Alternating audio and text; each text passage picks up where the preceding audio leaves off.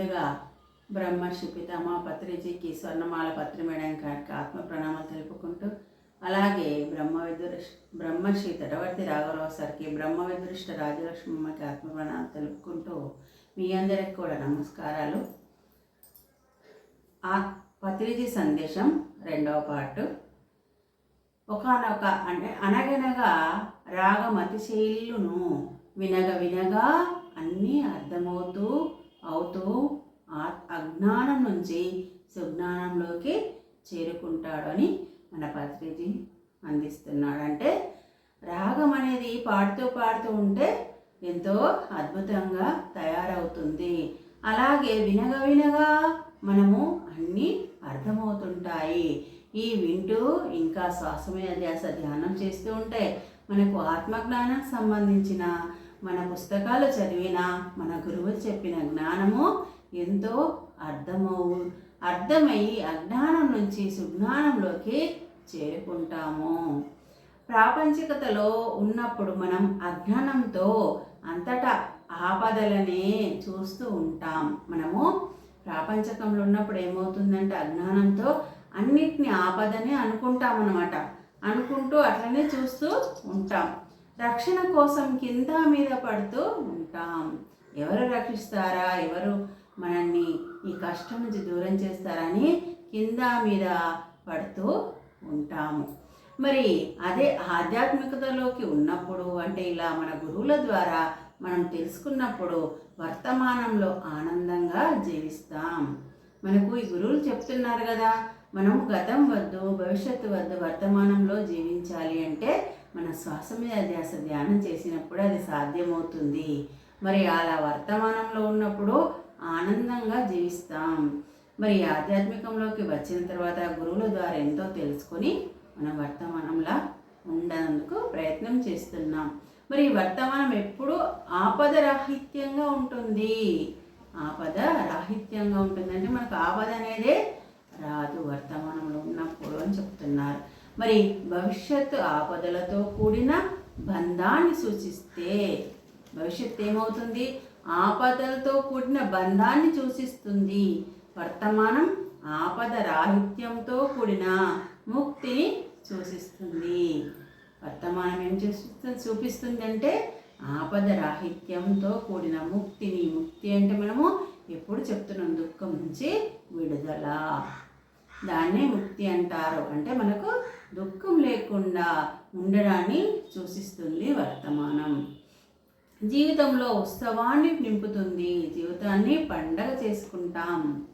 రాజలక్ష్మమ్మ నిన్న కూడా చెప్పారు, మనము ధనం ఉన్నదని సంబరాలు చేసుకోవడం కాదు, జ్ఞానం సంపాదించుకున్నామని సంబరాలు చేసుకోవాలి.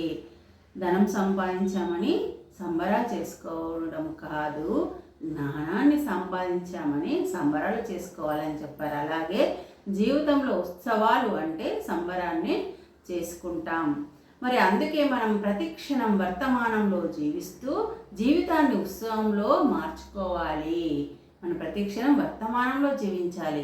వర్తమానంలో జీవించినప్పుడు మనము ఉత్సవాన్నే పొందుతాము. ఉత్సవంలా మార్చుకోవాలి మన జీవితాన్ని అని చెప్తున్నారు. అప్పుడే మనము ఆత్మస్వరూపంగా మనం చచ్చినా సావం. ఇక్కడ చూడండి, ఆత్మస్వరూపం అని తెలుసుకున్నప్పుడు సచ్చినా చావం. అన్ని అనే సత్యాన్ని, అంటే సచ్చిన సావం అనే సత్యాన్ని తెలుసుకొని చావు భయం నుంచి నిర్భయత్వంలోకి వచ్చేస్తాం. అంటే ఈ విషయాలన్నీ మనం తెలుసుకున్నప్పుడు మనకు భయం అనేది ఉండదు. అప్పుడు మనం ఏం చేస్తాం? నిర్భయత్వంతో జీవిస్తాము. నిర్భయత్వంలోకి వచ్చేస్తామంటే అలా జీవిస్తాం. ఎప్పుడూ భయం లేకుండా ఉంటామన్నమాట. అదే మనకి ఇప్పుడు ఆత్మస్వరూపంగా, అంటే మనం ఎప్పుడు నేనే ఆత్మని, నేనే దైవాన్ని అని తెలుసుకున్నప్పుడు అలాగే జీవిస్తామన్నమాట. ఆత్మస్వరూపులమైన మనం మానవులుగా ఎన్నెన్నో జన్మలు ఎత్తి ప్రకృతితో మమేకమయ్యి చివరాఖరి ఆ ప్రకృతినే జయించి దేవుళ్ళుగా రూపుదిద్దుకున్నాం. ఇక్కడ చూడండి ఎంత అద్భుతం ఈ సెంటెన్స్. ఆత్మస్వరూపులమైన మనం వచ్చాం. మరి ప్రకృతితో మమేకమయ్యి చివరాఖరి ఈ ప్రకృతిని జయించి దేవుళ్ళుగా రూపుదిద్దుకున్నాం. అంటే ఈ ప్రకృతి మనకు ఏమి చేయదు, నేను ఆత్మని అనే స్థితిలోకి వస్తాం.